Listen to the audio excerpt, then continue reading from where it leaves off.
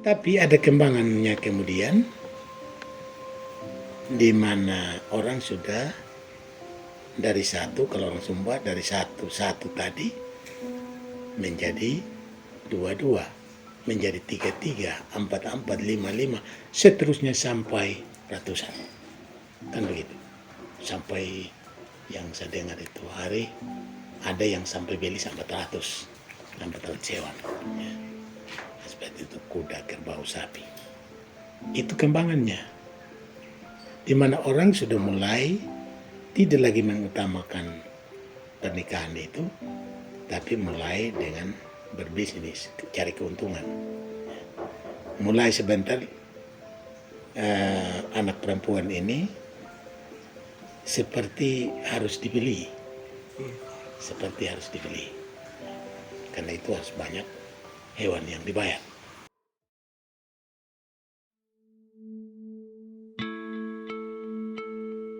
Ini tentang sebuah kampung, namun bukan kampung yang biasa. Karena kampung ini memiliki keunikan tersendiri yang berbeda dengan kampung lainnya di Sumba Timur. Kami menyebutnya kampung modern tempo dulu. Ya, kampung yang merupakan tempat paling bermakna bagi orang yang pernah hidup dan mendapat berbagai pendidikan di tempat ini. Karena di sini kekristenan itu tumbuh dan berkembang dibarengi dengan teknologi yang sudah maju saat itu dibandingkan dengan kampung lainnya, baik dalam bidang pertanian, perkebunan, serta pendidikan, dan menjadi pusat pengabaran Injil di Sumba Timur.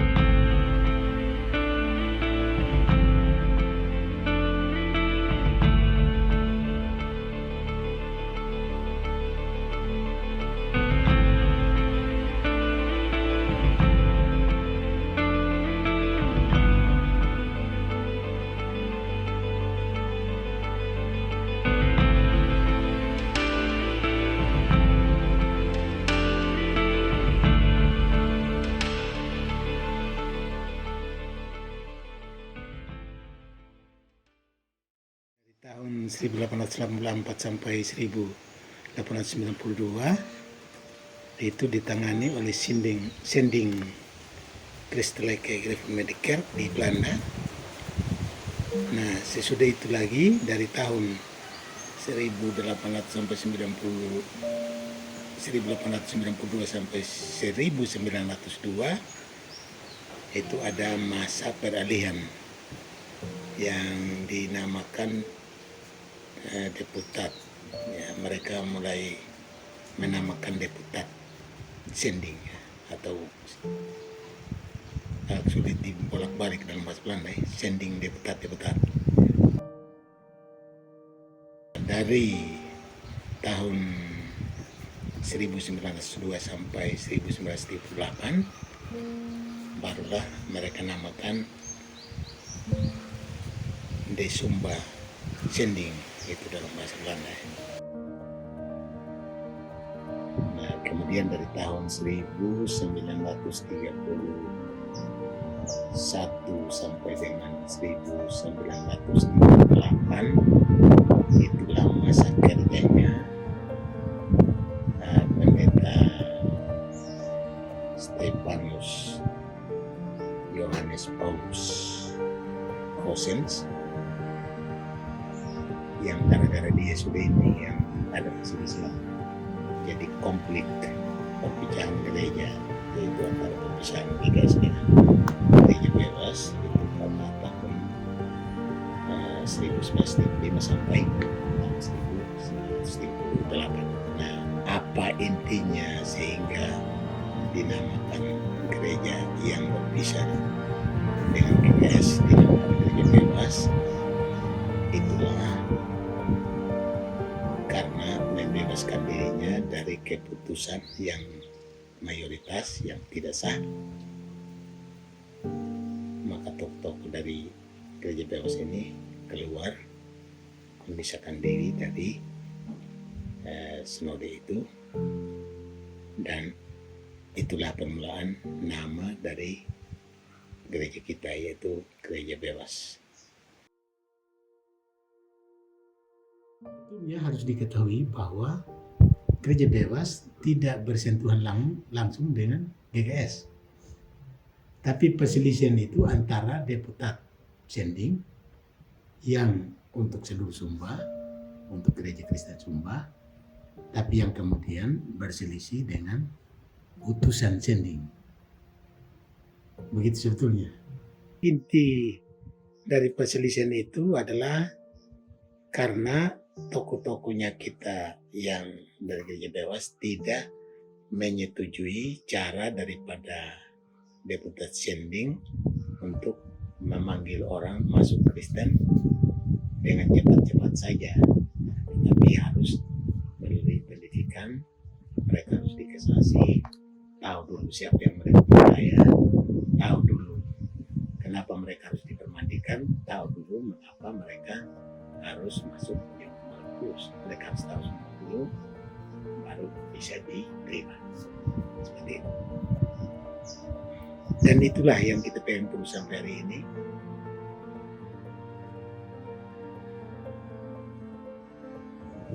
Bagaimana sampai kita ada berpusat di Parepulamu di sini, itulah karena utusan sending dari Belanda yang mendukung kita. Pada mulanya mereka di Maumaru, yaitu pada sejak perpisahan itu mulai dari tahun 38 sudah mulai di sana sampai dengan tahun 68 sudah ada pergantian dengan Pak Hosen yang muda. Jadi tahun 68 dia datang di Maumaru dengan keluarganya.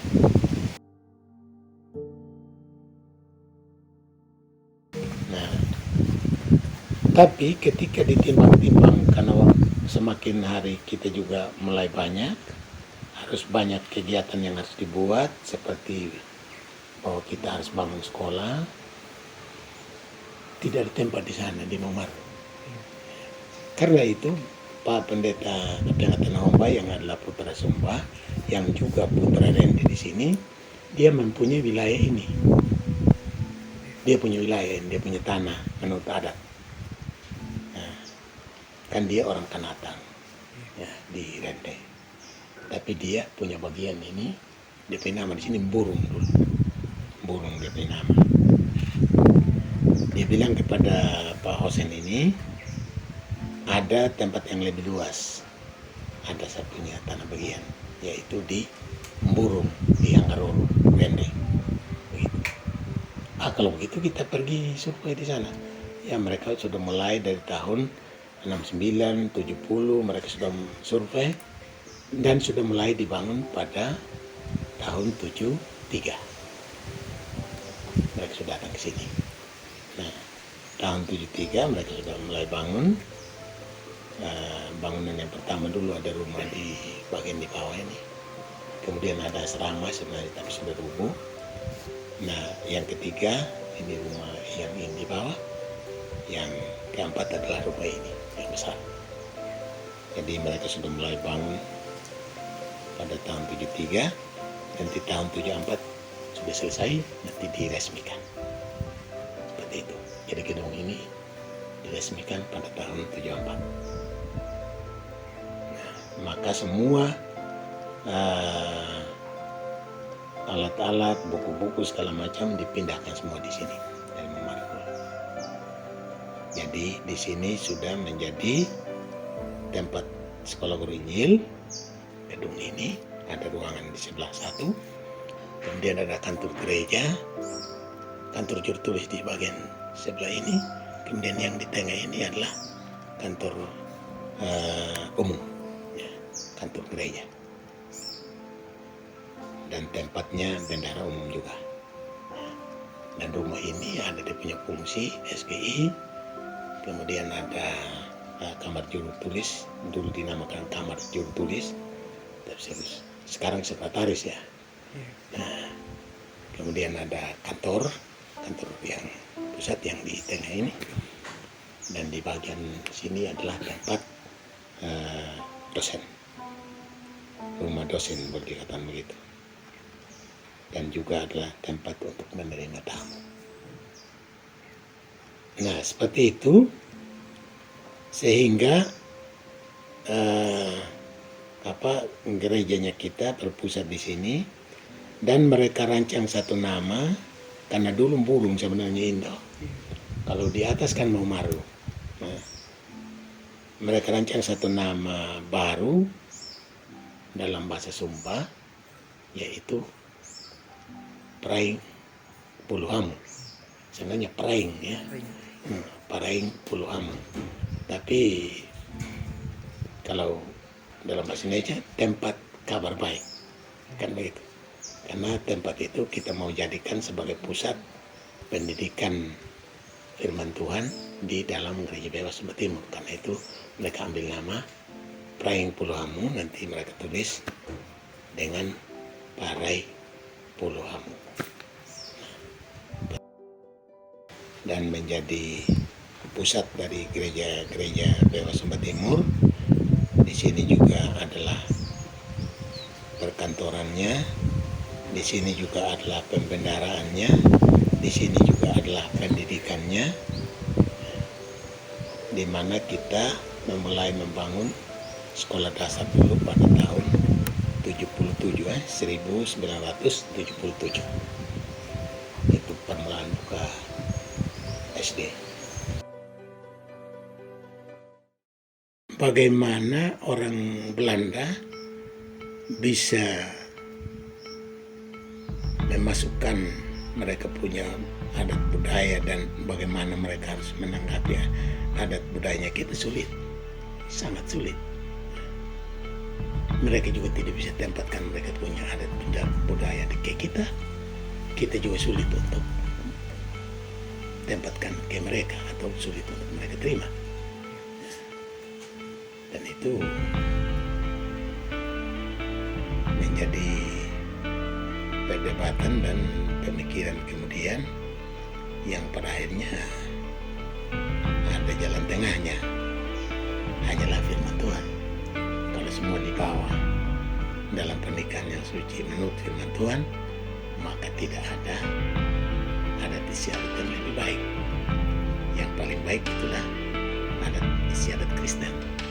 Bahwa mereka, kalau mereka sudah saling mencintai seorang akan yang lain, mereka boleh disetujui dibawa di hadapan orang tua. Kalau sudah setuju, mereka diberkati di gereja. Selesai. Nah, tapi yang sulitnya bagi kita adat istiadat kita, karena harus melalui adat dulu, baru kita bilang berkati di gereja. Itu umum. Tapi di gereja kita tidak seperti itu. Kalau saudara mau urus adat, ya silakan urus menurut adat. Tapi tidak boleh lagi dibawa di gereja. Kan itu. Kalau bawa di gereja, pas bawa di gereja saja. Tidak perlu lagi adat. Kan seperti itu. Nah, adat pada mulanya yang menjadi kesulitan ini bagi kita orang Sumba dan Sabo, tapi yang saya tahu baik hanya untuk orang Sumba, tapi kalau untuk orang Sabo saya tidak persis dia punya bagaimana dia punya tingkatan-tingkatan Tapi kalau untuk orang Sumba, adat yang asli, benar-benar asli adalah bahwa di dalam pernikahan adat orang Sumba harus ada satu kuda besar yang diistilahkan jarat tembuli, itu yang besar, artinya sudah keluar taring, dan satu mamuli emas. Tidak ada lagi tuntutan lain, hanya itu. Itu yang menjadi mahar untuk perkawinan. Sebetulnya di antara orang Sumba. Nah, karena itulah tanda resminya. Ya. Nah, itu yang untuk orang yang berada. Tapi kalau untuk orang yang tidak berada, hanya persetujuan antara kedua belah pihak saja. Tidak perlu harus ada, kalau sudah ada tanda sedikit seberapa ada, sudahlah. Tidak harus tuntut kuda besar seperti yang dituntut, tidak. Yang paling diutamakan adalah tanda resminya pernikahan itu. Itu sebetulnya aslinya adat orang Sumba. Kemudian di mana orang sudah dari satu, kalau orang Sumba dari satu tadi menjadi 2, menjadi 3, 4, 5, seterusnya sampai ratusan. Kan begitu. Sampai yang saya dengar itu hari ada yang sampai beli sampai 400 sewa. Ya. Seperti itu kuda, kerbau, sapi. Itu kembangannya. Di mana orang sudah mulai tidak lagi mengutamakan pernikahan itu, tapi mulai dengan berbisnis, cari keuntungan. Mulai sebentar anak perempuan ini seperti harus dibeli,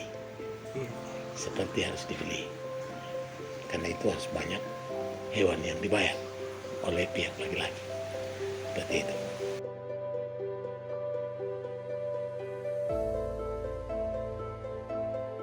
Nah, memang itu menjadi perdebatan di dalam gereja tentang hal mengurus hal-hal yang berkaitan dengan adat istiadat orang Sumba Sabu dan gereja. Kemudian ada yang memang tidak berhasil. Ya. Kita punya anak laki-laki, yang perempuan adalah GKS. Ya. Seperti yang dialami oleh keluarga sudah ini, yang ambil orang yang mencintai orang GKS. Nah, ketika sampai pada urusan keluarga atau bapak dan keluarga daripada si anak perempuan menuntut supaya urus secara adat, tapi kita tidak bisa mengurus itu. Nah, karena tidak bisa mengurus ini, karena ini anak-anak juga sudah saling mencintai, karena mereka bertemu di Bali. Dini ini dengan ini Santi, kalau lebih nama, saya tidak ingat persis lagi ini. Bertemunya di Bali, pulang, pergi menghadap ke keluarga harus adat, tapi tidak bisa dibuat. Maka larilah mereka. Si perempuan ini ikut laki-laki, lari ke sini. Nah, lari di Trans sini. Dan mereka punya rumah di situ, rumah orang tua. Maka tambah teganglah mereka untuk mengurus secara adat. Apalagi karena sudah bawa lari, kan begitu. Istilahnya bawa lari. Padahalnya sebenarnya persetujuan mereka bersama, tidak sengaja lari, tapi karena tidak ada persetujuan di sana, lebih baik kita berangkat saja. Mereka bilang begitu sebetulnya. Maka kita berhadapanlah di hadapan kepala desa. Di hadapan kepala desa Lelanjang ini. Nah, mereka datang dari sana dengan membawa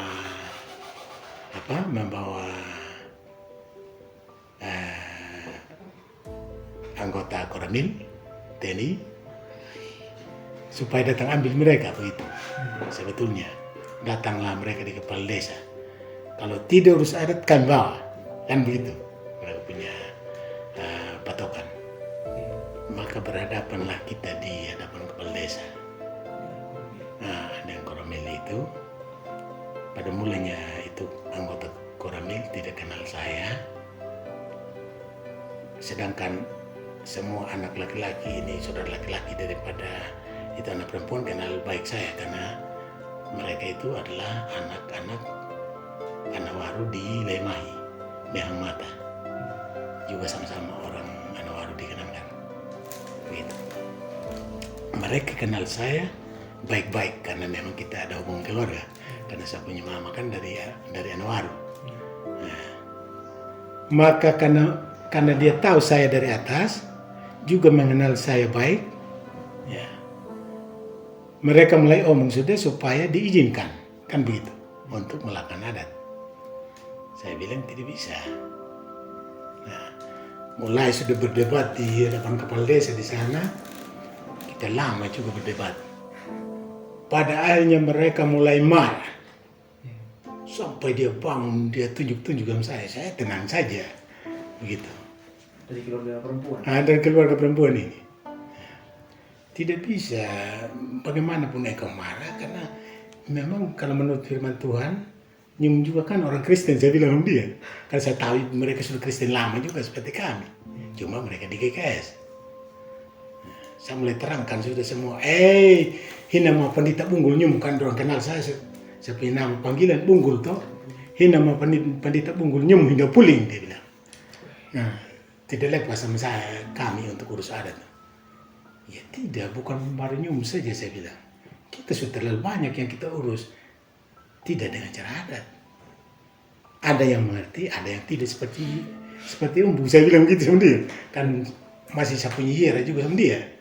Ya. Wah, dia marah hebat. Hampir-hampir dia mau pukul, tapi tidak bisa. Karena ada ini anggota Koramil. Dia punya istri adalah anak saudaranya saya dari gunung. Kan begitu, dari Lemai juga. Nah, pada waktu dia ngomong pada mulanya di tekan saya. Kemudian ada sepun saudara satu, dia bilang, kau punya miyar, yang kau terlalu banyak omong, dia bilang.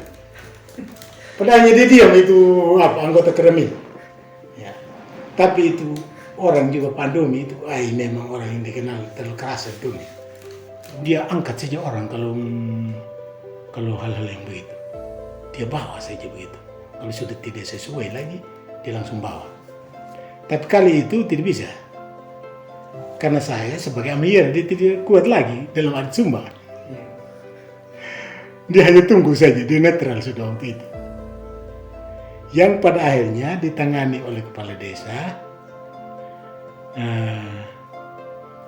yang menengahi, sehingga tidak jadi dibawa waktu itu. Yang kemudian menuntut terus Belis, dan ada keluarga di luar gerejanya kita yang menangani itu. Dan itu sudah satu kelemahan dari kita sebetulnya, bahwa bisa saja orang dari luar gereja kita mengurus cara adat. Ya, karena ada dalam kaitan dengan keluarga juga, maka mereka mulai urus sudah seperti itu. Jadi kita tidak berhasil untuk menikahkan mereka di gereja. Jadi pelanggaran ketika mereka mengiyakan untuk diurus secara adat. Tapi mereka rela juga untuk mengaku dosa, karena itulah kelemahan kami tidak bisa bertahan, mereka bilang. Karena kalau mereka bertahan sebenarnya kan tidak jadi juga, seperti itu. Nah, tapi sudah diselesaikan di gereja. Mereka sendiri mengaku dosa, mereka diterima kembali sebagai anggota di dalam gereja. Jadi seperti itu.